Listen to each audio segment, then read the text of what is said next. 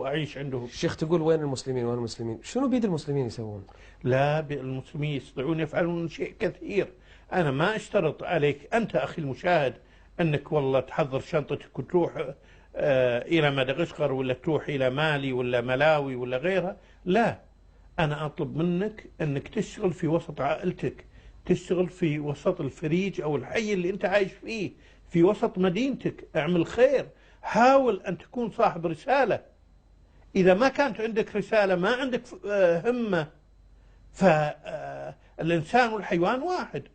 الحيوان يبي ياكل ويشرب وينام ويلبس، فهل أنا أصير مثله؟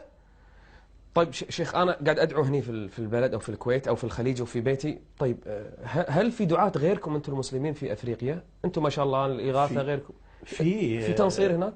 في طبعا، ما في شك. في 7 مليون ونص منصر متفرغ للدعوة المسيحية. 7 مليون ونص؟ نعم.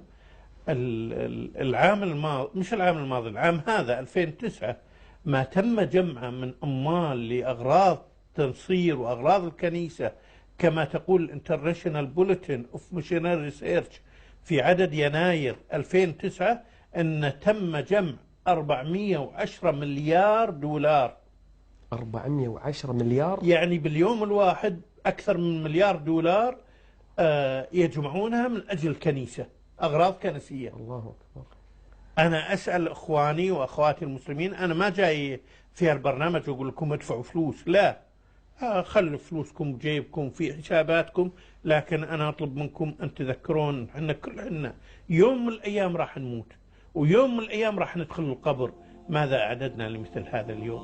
والله إن الكفن ما فيه جيوب، والله إن القبر مظلم وضيق ورطب ومليء بالحشرات.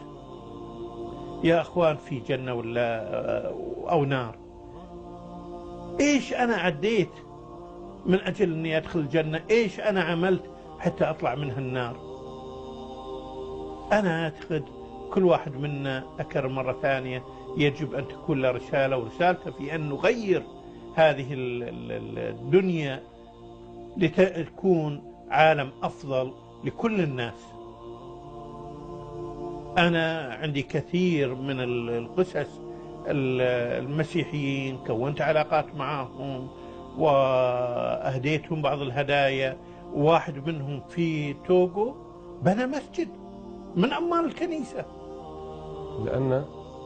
لأن اقتنع بالمعاملة الطيبة اللي كنت عاملها فيه، وكان ماخذ فكرة ما طيبة عن المسلمين، لأن بعض المسلمين زاروه ورفضوا حتى يصافحونه. قسيس ثاني استشرته في بناء مركزنا، وقال لي هالشيء اللي تسوونه غلط، لازم تسوون الشيء الفلاني، لأن كان عنده خبرة في البناء. شيخ، أنت قلت كلام يعني خاصة يوم ذكرت الناس في الموت، صراحة أثرت فيني أنا يمكن أكثر من المشاهدين الموجودين.